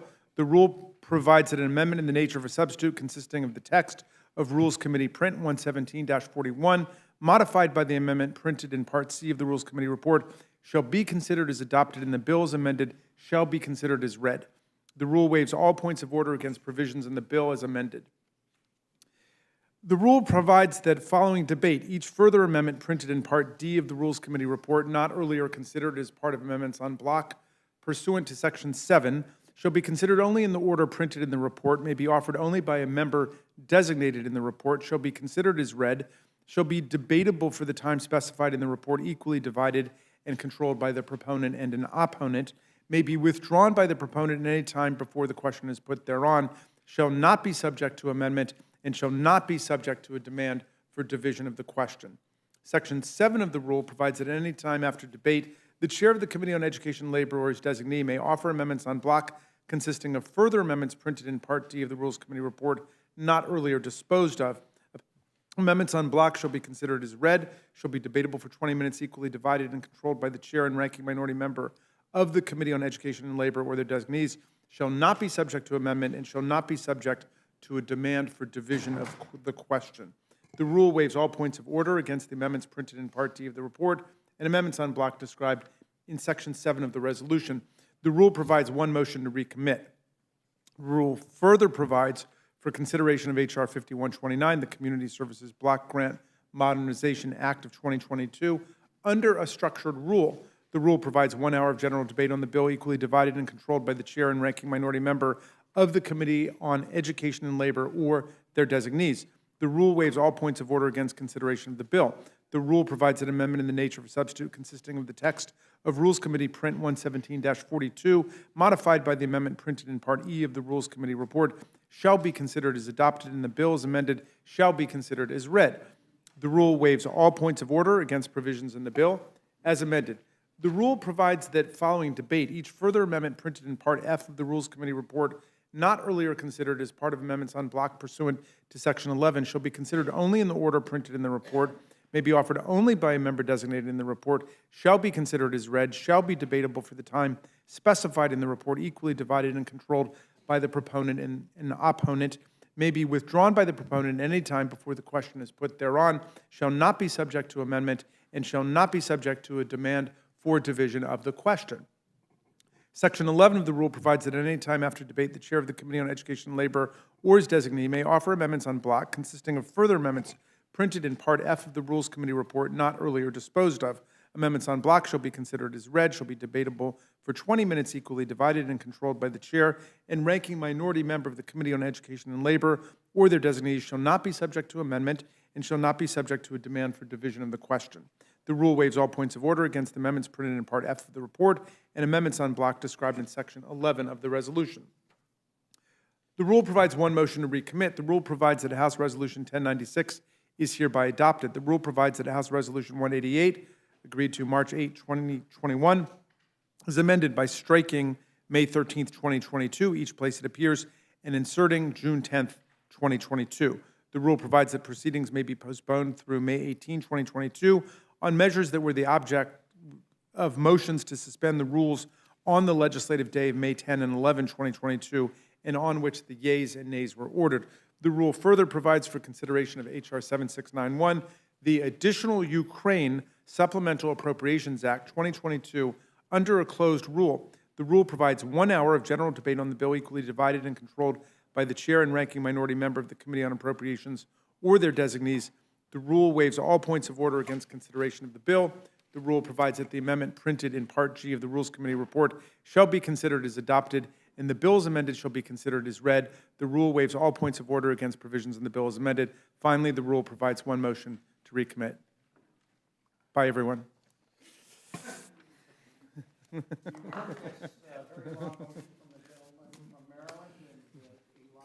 Our audience, you've heard the motion from the gentleman from Maryland. Is there any amendment or discussion? Mr. Reschenthaler. Thank you, Mr. Chairman. I have an amendment to the rule. I move that the committee strike the language in the rule that would continue all the pandemic authorities implemented on 19 May 2020. Mr. Chairman, next week will mark the 2-year anniversary of the martial law lockdown authority the Democrats implemented purportedly in response to the COVID pandemic. Every day, Americans have realized that COVID is now an endemic. It's an endemic issue, and they're returning to restaurants, concerts, and other events that were once deemed too dangerous. Even the White House is willing to attend large indoor gatherings like the White House Correspondents' Dinner. Just like the science and the guidelines from the CDC has evolved, it's time now for the Democrats' lockdown of the House to evolve as well and be fully lifted. I urge adoption of my motion, and I yield back. Heard the gentleman's motion. Is there any discussion? Seeing none, all those in favor of the amendment from Mr. Reschenthaler, please say aye. Aye. All those opposed, say no. No. No. In the opinion of the chair, the noes have it. Mr. Chairman, on that, I'd request a recorded vote. Gentleman's requested the yeas and nays. Clerk will take the roll. Mrs. Torres. No. Mrs. Torres, no. Mr. Perlmutter. No. Mr. Perlmutter, no. Mr. Raskin. No. Mr. Raskin, no. Ms. Scanlon. No. Ms. Scanlon, no. Mr. Morelli. No. Mr. Morelli, no. Mr. DeSaulnier. No. Mr. DeSaulnier, no. Ms. Ross. No. Ms. Ross, no. Mr. Neguse. Couldn't hear you, Mr. Neguse. No. Mr. Neguse, no. Mr. Cole. Mr. Burgess. Mr. Reschenthaler. Mr. Reschenthaler, aye. Mrs. Fishbach. Mrs. Fishbach, aye. Mr. McGovern.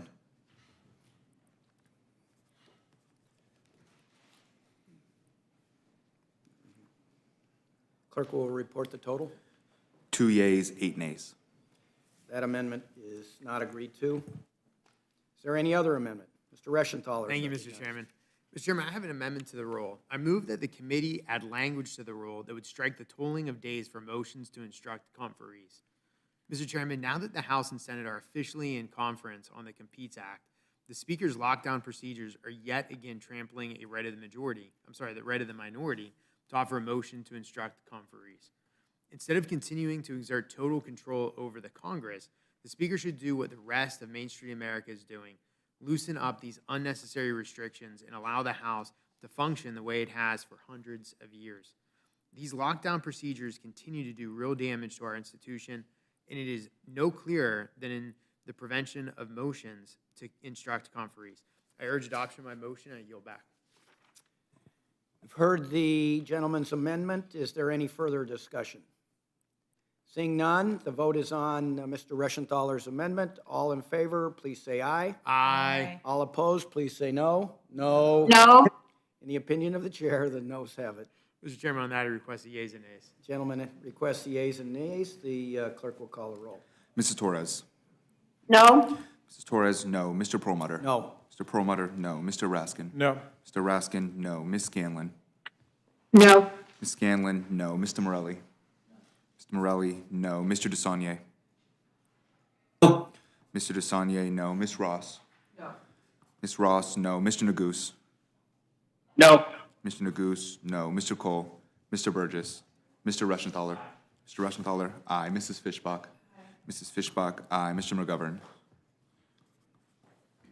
Clerk will report the total. 2 yeas, 8 nays. The amendment is not agreed to. Is there any other amendment or discussion? Mr. Reschenthaler is recognized for another amendment. Thank you once again, Mr. Chairman. Mr. Chairman, before I offer my motion, I want to express serious concerns about the way in which this Levin resolution has come before us. When you took the majority in 2019 and introduced the rules package, you noted that it, and I quote, restores the legislative process by returning to regular order and abiding by the principle that good ideas should finally be debated and voted on again, end quote. During the hearing on this topic, the Office of Workplace Rights, who is charged with implementing these regulations, was unable to answer even basic questions like what kind of staffers would be considered management. House committees have nuanced management structures.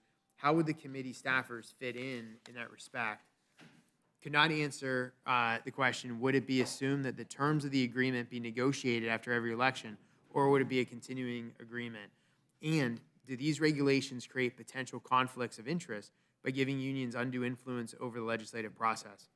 So, Mr. Chairman, I could ask you these questions, but if the Office of Workplace Rights can't answer them, and the Committee on House Administration can't answer them either, I don't have any confidence that you would be able to answer them, with all due respect, Mr. Chairman. So with that, I have an amendment to the rule. I move that the committee strike the language in the rule that deems House Resolution 1096 as passed, and instead consider that resolution under an open rule. As I just noted, there were significant questions that were raised about the implementation of these regulations, questions that I think need to be answered prior to our consideration here today. We did not even have an opportunity for witnesses from the House Administration Committee to provide testimony on this legislation that we're deeming in the rule today. So at the very least, there should be the opportunity to debate and thoughtfully consider this legislation on the House floor, as opposed to just deeming it passed in the rule. I urge adoption of my motion, and with that, I yield back. Heard the gentleman's amendment. Is there any further discussion? Seeing none, the question's on Mr. Reschenthaler's amendment. All those in favor, please say aye. Aye. All opposed, please say no. No. No. In the opinion of the chair, the noes have it. Mr. Chairman, on that, I request the yeas and nays. Gentlemen request the yeas and nays, so the clerk will call the roll. Mrs. Torres. No. Mrs. Torres, no. Mr. Perlmutter. No. Mr. Perlmutter, no. Mr. Raskin. Mr. Raskin, no. Ms. Scanlon. No. Ms. Scanlon, no. Mr. Morelli. Mr. Morelli, no. Mr. DeSaulnier. No. Mr. DeSaulnier, no. Ms. Ross. No. Ms. Ross, no. Mr. Neguse. Mr. Neguse, no. Mr. Cole. Mr. Burgess. Mr. Reschenthaler. Mr. Reschenthaler, aye. Mrs. Fishbach. Aye. Mrs. Fishbach, aye. Mr. McGovern. Clerk will please report the total. 2 yeas, 8 nays. The amendment is not agreed to.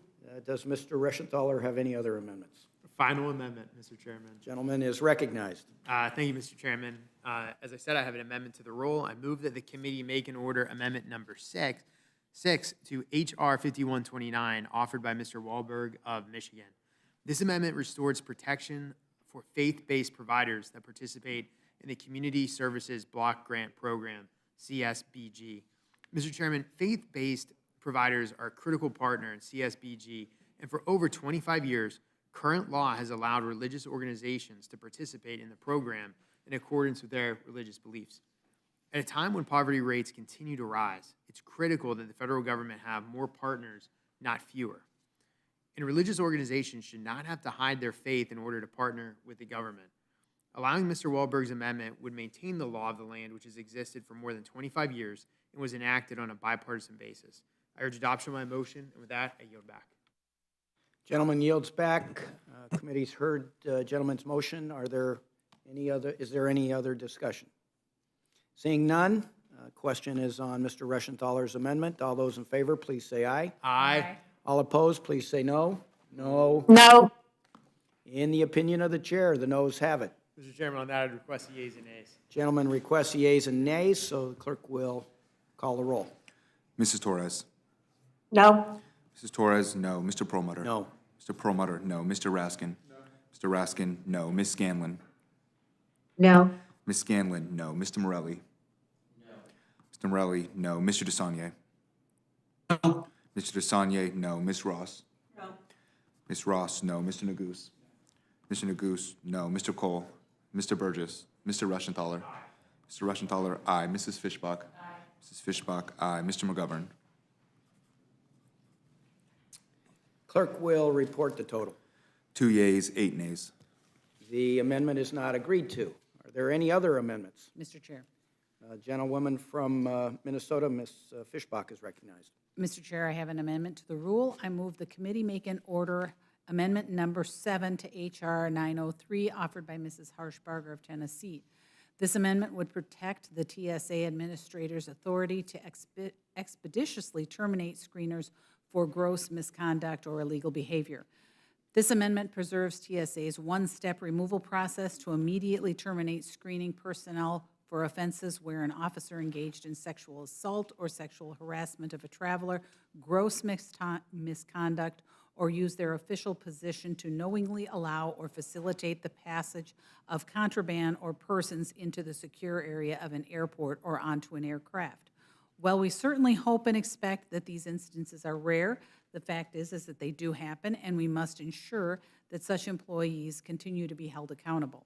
These employees have no business remaining in key security positions in government where they add risk to the aviation system and tarnish the name of the hardworking TSA screeners who exemplify the highest standards of conduct day in and day out. I urge adoption of the motion, and I yield back. We've heard the gentlelady's amendment. Is there any further discussion? Seeing none, the vote will be on gentlelady's amendment. All those in favor, please say aye. Aye. All opposed, please say no. No. No. In the opinion of the chair, the noes have it. Mr. Chair, I request the yeas and nays. The yeas and nays have been requested. The clerk will call the roll, pardon me. Mrs. Torres. No. Mrs. Torres, no. Mr. Perlmutter. No. Mr. Perlmutter, no. Mr. Raskin. Mr. Raskin, no. Ms. Scanlon. No. Ms. Scanlon, no. Mr. Morelli. Mr. Morelli, no. Mr. DeSaulnier. No. Mr. DeSaulnier, no. Ms. Ross. No. Ms. Ross, no. Mr. Neguse. Mr. Neguse, no. Mr. Cole. Mr. Burgess. Mr. Reschenthaler. Mr. Reschenthaler, aye. Mrs. Fishbach. Mrs. Fishbach, aye. Mr. McGovern. Clerk will report the total. 2 yeas, 8 nays. That amendment is not agreed to. Is there any other amendment? Seeing none. The question now is on the motion offered by the gentleman from Maryland. All those in favor will please say aye. Aye. Aye. All those opposed, please say no. In the opinion of the chair, the ayes have it, and the motion is agreed to. Mr. Chairman, on that, I request the yeas and nays. The yeas and nays have been requested, so the clerk will call the roll. Mrs. Torres. Aye. Mrs. Torres, aye. Mr. Perlmutter. Aye. Mr. Perlmutter, aye. Mr. Raskin. Aye. Mr. Raskin, aye. Ms. Scanlon. Aye. Ms. Scanlon, aye. Mr. Morelli. Mr. Morelli, aye. Mr. DeSaulnier. Aye. Mr. DeSaulnier, aye. Ms. Ross. Aye. Ms. Ross, aye. Mr. Neguse. Mr. Neguse, aye. Mr. Cole. Mr. Burgess. Mr. Reschenthaler. Mr. Reschenthaler, no. Mrs. Fishbach. No. Mrs. Fishbach, no. Mr. McGovern. Clerk will report the total. 8 yeas, 2 nays. The motion is agreed to, and accordingly, Mr. Raskin will carry this for the majority. And Ms. Fishbach will carry it for the minority. Without objection, the committee stands adjourned.